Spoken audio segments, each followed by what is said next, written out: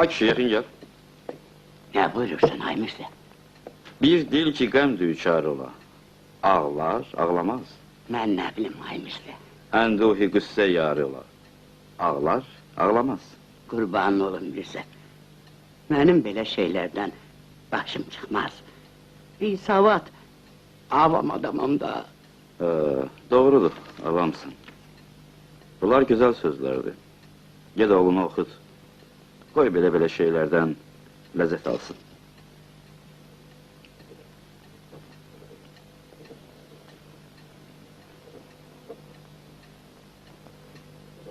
Rüşvet verirsen. O biri mirseler alırlar ahi.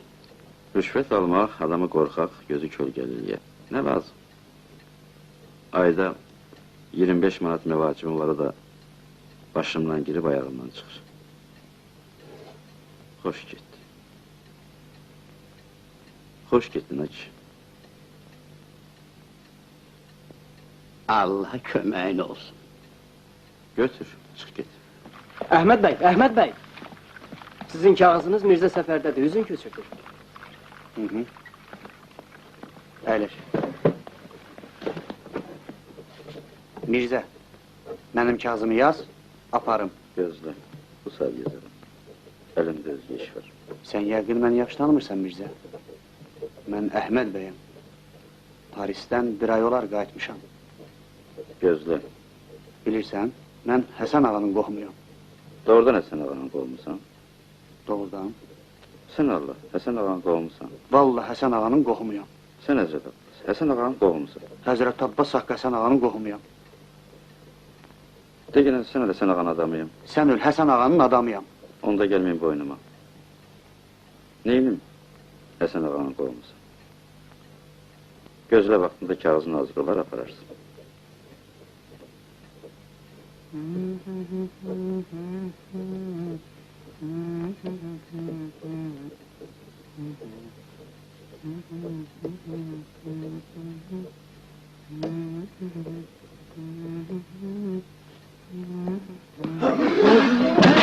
Yaxşı, aydındır, danışarıq. Mirzə Səfər! Bəli, cənab naçalnik. Mirzə Səfər! Bəli. Məyər sən yadından çıxartmırsan ki, Həsən ağa kimdir? Məyər sən bilmirsən ki, Həsən ağa bu məhəllənin böyüyüdür, ağsaqqalıdır? Məyər sən bilmirsən ki, Həsən ağa tək bizim yox, cəmahalın atasıdır, ağsaqqalıdır? Yəni, siz də bilmirsiniz ki, Həsən ağa bizim himayədarımızdır? Həsən ağanın kəsdiyi başa sorğu-sual yoxdur. Həsən ağa bütün şəhəri dağıdar, yandırar. Ona gözün üstə qaşın var deyən tapılmaz. Həsən ağanın qardaşı oğlu bu dəftərxanada növbə gözləməməlidir. Həsən ağanın qardaşı oğlu bu dəftərxanada növbə gözləməməlidir. Gözləməməlidir.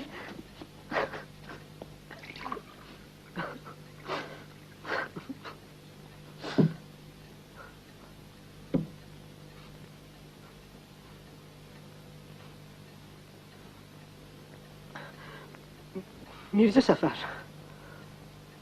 papağını götür, ged buradan. Cənab naçalnik, yəqin elə ki, mən buradan gedəsi olduqda, papağı burada qoymayacağım.